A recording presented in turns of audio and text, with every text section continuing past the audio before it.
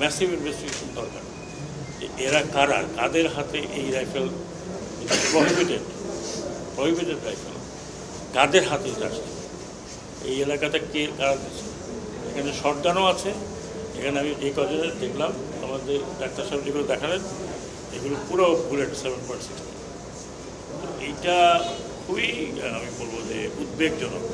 একটা পুলিশের হাতে আছে, এরকম তার হাতে আছে, কিন্তু সিভিল ড্রেসে কারা আনসার এলাকাতে গিয়ে তারা বাইরেও হয় নাই, তারা কিন্তু আনসার গেটের মধ্যে তাদেরকে এরকমভাবে ফায়ার করছে। আরও নাকি কিন্তু মাত্র 7-8 জন আনসার যে হসপিটাল ফ্যাসিলিটি সেখানেও আছে।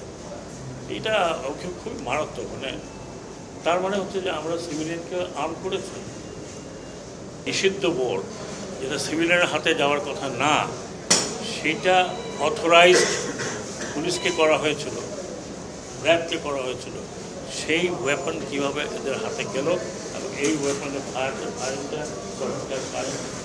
এই আনসারদের ওরা বাইরে হয়নি, 1-2 জন হতে ছিল, তাদের ওখানে ফায়ার করলো। এবং আমাকে ভিডিও আমি দেখলাম, একটা সিভিলিয়ান ছেলে 7.62 হাতে নিয়ে চলে গেছে। তার মানে এই রাইফেল আর ফেরত আসে নাই। এটা হতে পারে একটা দেশে? কেমন কথা! মানে এক ধরনের, মানে কী বলবো, আমি এই ধরনের স্বৈরাচার ব্যবস্থা দেখি না।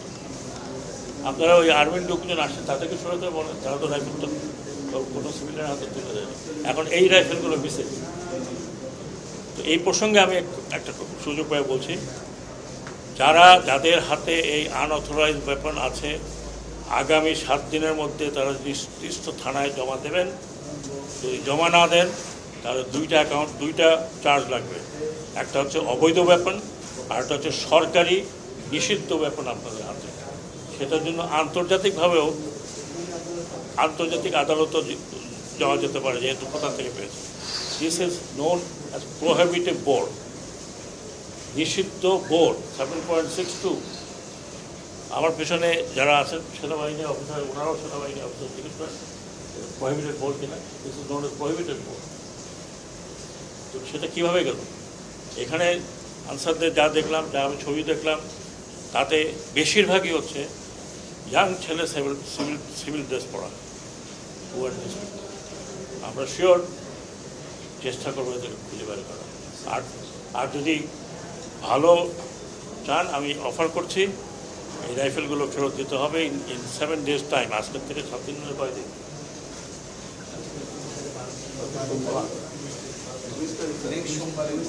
নেক্সট সোমবারের মধ্যে ওয়েপন ফেরত আসতে হবে। আর যদি না আসে, আমরা ওয়েপন হান্টে যদি কাউকে পাই, তাহলে তার বিরুদ্ধে 2টো চার্জ লাগবে। এবং আমি জানি না এটা যাবজ্জীবন হবে কী হবে, বলতে পারবো না আইনের মধ্যে। But that's what it is.